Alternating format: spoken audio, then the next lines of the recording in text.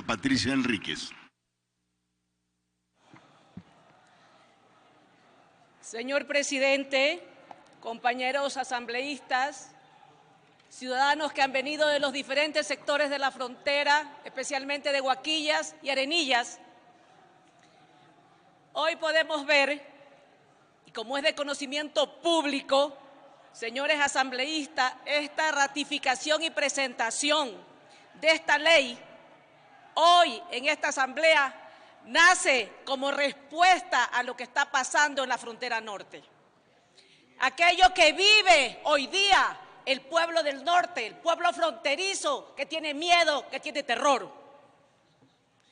Situación que permite ver claramente la falta de seriedad de una política para la frontera, el claro manejo de estas zonas que no se hicieron durante muchísimos años y que no se les dio el desarrollo que necesitaban. Unas políticas que en el año 2010 fueron presentadas por los ex asambleístas, uno de Carchi, el asambleísta Carlos Velasco, y la asambleísta de Loja, Nivia Vélez, que se unieron y que era para exigir al gobierno y al ejecutivo básicamente una planificación técnica, coherente y responsable sobre las necesidades de los pueblos fronterizos. ¿Y qué pasó con eso? Nada. No se hizo nada.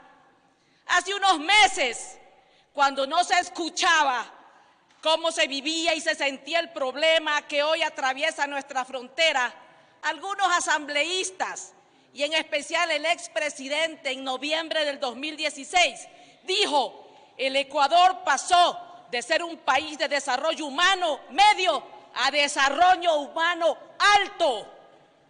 Es más, afirmaba que este logro se debía al correcto manejo de la economía durante la década bien gobernada.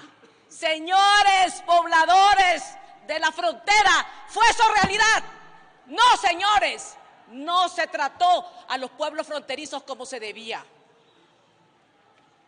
Esta política que se trabajó estos años fue una política centralista, una política que solo miraba a las grandes ciudades y nos dejaba fuera a los pequeños pueblos fronterizos. En el caso de la provincia del Oro, que represento con orgullo, ha sido rezagada por muchísimos años. Decía la asambleísta Salgado que el problema de la frontera norte es hace 50 años. Nosotros tenemos el problema desde el año 41, con el problema limítrofe con el Perú.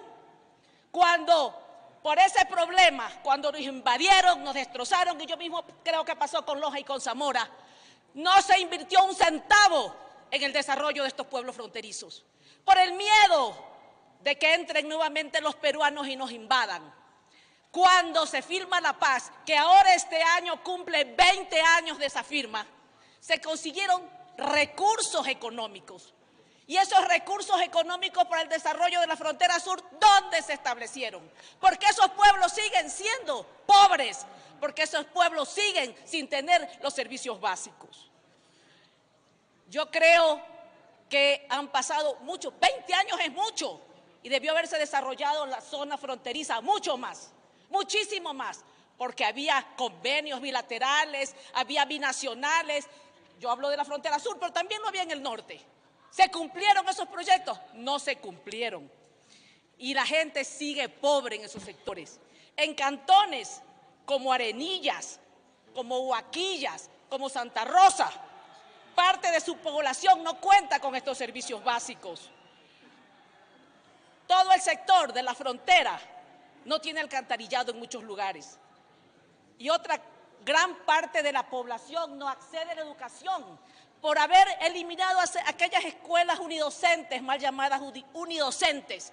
¿Y saben qué, compañeros asambleístas? Muchas familias de la frontera de nuestra provincia llevan a sus hijos al Perú a que estudien. ¿Cómo puede ser que los niños ecuatorianos sepan más de la historia y la geografía del Perú que de la ecuatoriana? Porque no tenemos la educación en la frontera. Y eso es lo que pasa. Lo conocemos quienes vivimos ahí. Qué pena que nuestras mujeres tengan que ir a dar a luz al Perú, a Tumbes, que tengan que estar ahí y que nuestros niños sean nacidos en el Perú. Hay que evidenciar pequeños problemas, pequeños casos en este rincón de hombres y mujeres trabajadoras que trabajan todos los días para darle la comida a sus hijos. Pero ¿qué pasa? Aquellos que tenían puestos de trabajo formales se convirtieron en los que hoy llamamos informales. Aquella gente que no puede tener un buen trabajo busca las calles para trabajar. ¿Y qué es lo que ocurre? Aquella pobre gente se la maltrata, se la persigue, se la extorsiona y no se la deja trabajar. Tenemos que darles incentivos a ellos, tenemos que darle el apoyo para que se desarrollen. ¿Cuántos pequeños microempresarios, emprendedores han perdido su trabajo en Huaquillas fácilmente? El comercio se perdió. Tenemos que mirar eso y no podemos dejarlos solos porque la falta de seguridad policial ha permitido. La semana pasada nomás mataron a un señor que andaba de estos cambistas en una motocicleta delante de su hijo, lo asesinaron en Huaquillas. ¿Qué hay? Falta de seguridad policial y también la falta de seguridad jurídica que no les permite desenvolverse en sus quehaceres diarios. Yo el día viernes estuve en Arenillas con todos los productores, los pequeños agricultores, tratando de socializar un tema de Tahuín. Tahuín, una represa importantísima para la provincia y para la parte sur de la provincia, abandonada por años. 3.000 hectáreas que todavía le faltan de canales de riego. ¿Y qué me decía la gente? No tenemos agua para sembrar. Pensamos y sembramos maíz pensando que iba a llover. Tenemos una sequía terrible y todo se ha quemado. ¿Esta gente de qué va a vivir? Muchos quieren salir de su tierra a otros lados para poder tener alguna actividad económica, compañeros. En este sentido, yo creo que es importante esta ley que debe ser aprobada hoy día y que la semana pasada que la compañera Silvia Salgado pidió un cambio del orden del día para ser tratada y que fue aprobada por creo 113 legisladores. Hoy voten esos 113 y más por esta ley que va a promover justamente el desarrollo, no solo del sur, de todo el país y de toda la frontera. Tenemos que fortalecer sus capacidades, sus emprendimientos, la gestión local. Todos los compañeros ya han hablado de lo que necesitamos. Necesitamos mucho en esos sectores. La economía tiene que presentarse de una forma activa, fácil de conseguir. ¿Pero qué? Promoviendo políticas, como decía Carlos Falqués, no políticas de un gobierno, políticas de Estado que sirvan para muchísimos años. Porque no pueden venir a votar las políticas cuando llega un nuevo gobierno. Compañeros fronterizos, yo creo que aquí vamos a estar todos los asambleístas unidos para defender aquellas pequeñas poblaciones que tanto la necesitan, con proyectos estratégicos, con proyectos de especial atención a los mineros, al turismo, al agro, al medio ambiente, al intercambio cultural. En lo relativo a la frontera, ya lo han dicho cuántas veces el artículo 249 que nos permite tener preferencias y esas preferencias deben ser para toda la frontera del país.